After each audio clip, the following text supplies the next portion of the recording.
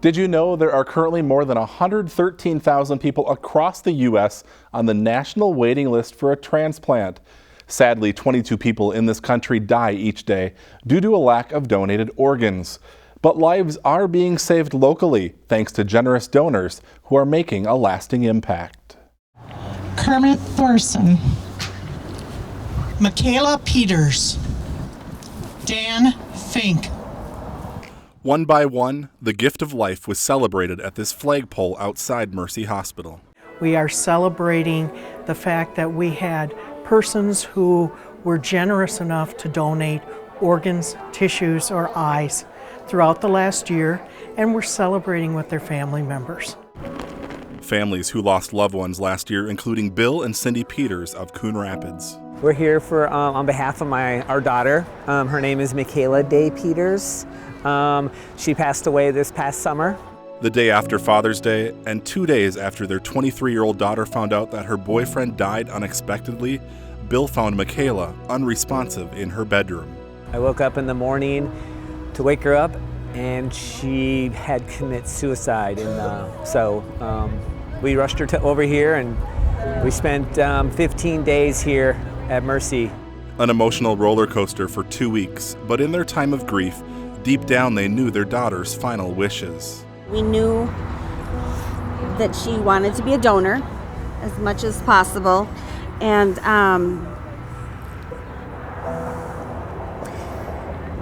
we knew that what kind of lifestyle she would want when we had to make that decision, how severe she'd be impaired and things like that. So knowing what she wanted helped us immensely in making that decision.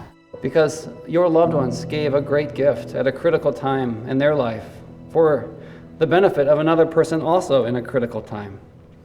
And this final act of charity and love is a testimony to their life, and they have quite literally given the gift of new life to another person.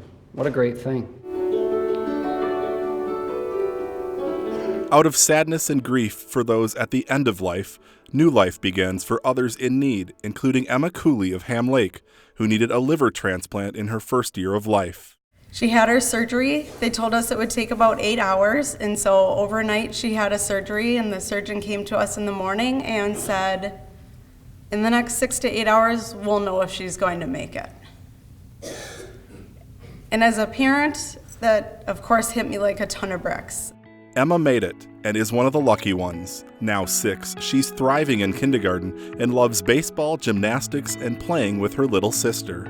I think of that often, of how much different our life would be. I don't know if we would have had another kid. I don't know how somebody grieves and gets through that process of losing a baby. We're just so thankful every day for our donor that they chose to give the gift of life.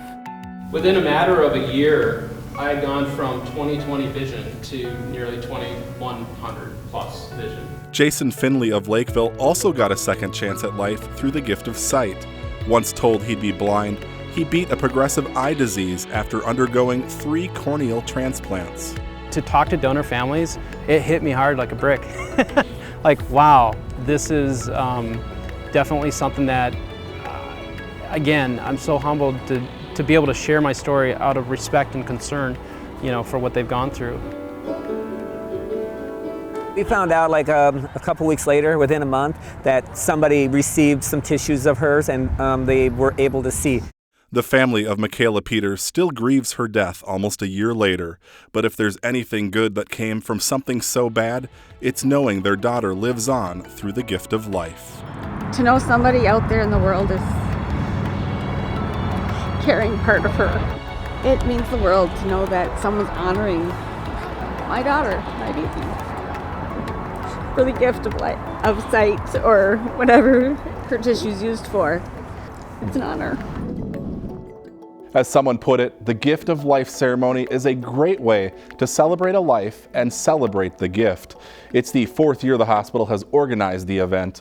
As for organ donation, a bit of good news. Donor designation on Minnesota driver's licenses has risen to 69%. You can also register as a donor online. Just log on to life-source.org for more information.